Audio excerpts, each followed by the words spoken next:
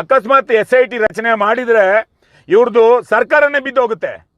ಇವ್ರನ್ನೆಲ್ಲ ಕೋಟ್ಯಾಂತರ ರೂಪಾಯಿ ದುಡ್ಡು ಕೊಟ್ಟು ಬಾಯಿ ಮುಚ್ಚಿಸಿದ್ದಾರೆ.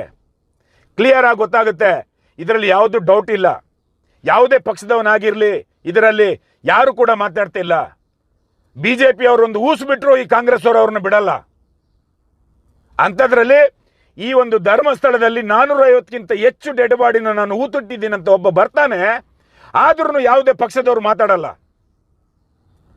ಅದು ಯಾಕೆ ಅಂತ ಹೇಳಿದರೆ, ಇಡೀ ಪಾರ್ಟಿ ಅವರಿಗೆ ಎಲೆಕ್ಷನ್ಗೆ ಬೇಕಾದಷ್ಟು ಫಂಡ್ನ ಈ ಅತ್ಯಾಚಾರಿಗಳು ಕೊಟ್ಟಿದ್ದಾರೆ. ಆ ಒಂದೇ ಕಾರಣಕ್ಕೆ ಇವರು SIT ರಚನೆ ಮಾಡೋಕ್ಕಾಗಲ್ಲ. ಅಕಸ್ಮಾತ್ ಇವರು SIT ರಚನೆ ಮಾಡಿದರೆ ಈ ಸರ್ಕಾರ ಬಿದ್ದೋಗುತ್ತೆ. ಅದು ಹೆಂಗೆ ಬಿದ್ದೋಗುತ್ತೆ ಅಂತ ಹೇಳಿದರೆ, ಇವರು ಎಲ್ಲ MLA MP ಗಳನ್ನು ಪರ್ಚೇಸ್ ಮಾಡ್ಕೊಳ್ತಾರೆ. ಆ ಒಂದೇ ರೀಸನ್, ಅದು ಬಿಟ್ಟರೆ ಬೇರೆ ಯಾವುದೂ ಅಲ್ಲ. ಇವ್ರನ್ನ ಇಡೀ ಸರ್ಕಾರನ ಕೈಯಲ್ಲಿ ಇಟ್ಕೊಂಡಿರೋದೇ ಈ ಅತ್ಯಾಚಾರ ಮಾಡಿದವರು.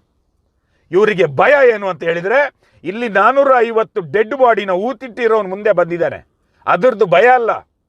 ಆ 450 ಡೆಡ್ ಬಾಡಿನ ಊತಾಕ್ಸಿದ್ದು ಯಾರು ಅಂತ ಅವನು ಬಾಯಿ ಬಿಡ್ತಾನಲ್ವಾ, ಅದಕ್ಕೋಸ್ಕರ ಇಲ್ಲಿ ಕೆಲಸ ಸ್ಲೋ ಆಗ್ತಾ ಇದೆ.